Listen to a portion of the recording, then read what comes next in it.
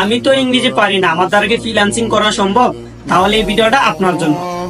বর্তমান হচ্ছে বাংলাদেশ 2025 সাল, মানে ডিজিটাল বাংলাদেশ। মানে ডিজিটাল বাংলাদেশে এখন এসে যারা বলেন আমি তো ইংরেজি পারি না, আমার দ্বারা কি ফ্রিল্যান্সিং করা সম্ভব কিনা, মানে অনেকে বলে থাকে ভাই আমি তো ক্লাস 6, ক্লাস 7, ক্লাস 8, ক্লাস 9 পর্যন্ত পড়াশোনা করছি না, আমি ইংরেজিটা কম বুঝি।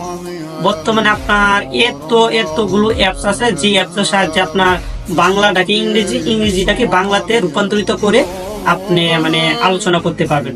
তারপরে হচ্ছে আপনার মানে মেসেজ লিখতে হয় না, আপনার ভয়েস দিতে, আপনি শুধুমাত্র ভয়েস দেবেন, এটা অটোমেটিক আপনার বাংলা লেখা উঠে যাবে, ভয়েস দিবেন অটোমেটিক আপনার ইংরেজি হয়ে যাবে, মানে সবকিছু আপনার অটোমেটিক হয়ে যাবে। তারপর হচ্ছে আপনি যখন ফ্রিল্যান্সিং কাজটা করার পর আপনি কাজ পাবেন, যখন আপনার ক্লায়েন্ট আপনার সাথে আলোচনা করে, ধরেন আপনি ফ্রিল্যান্সিং কাজ শেখার পর যদি আপনি 100টা ক্লায়েন্টের সাথে কানেক্ট হন, মানে 90টা ক্লায়েন্ট আপনাকে মেসেজের মাধ্যমে কাজ দিয়ে ফেলবেন, বাকি 10টা ক্লায়েন্ট তারা আপনাকে ভিডিও কল অথবা মানে জুম মিটিং এ ডাকবে। এটা কেন ডাকবে? শুধুমাত্র তারা আপনাকে মানে আপনার কতটুকু কাজটা করার নিট আছে ওইটা আপনাকে যাচাই করার জন্য। মানে ওরা আপনাকে ওইখানে কি প্রশ্ন করবে, ওইখানে আপনাকে প্রশ্ন করবে আপনি কাজটা করতে পারেন, এখানে আপনি শুধুমাত্র ইয়েস বলবেন, নো বলবেন, হ্যাঁ জি স্যার, মানে এটা তো আপনি আগে বুঝে ফেলছেন আপনি আর কি প্রশ্ন করতে পারে, আপনি কি কোন কাজের জন্য আপনাকে যে মিটিং এ জয়েন করতে হয়েছে, মানে ওইটা তো আপনি আগে বুঝে ফেলছেন।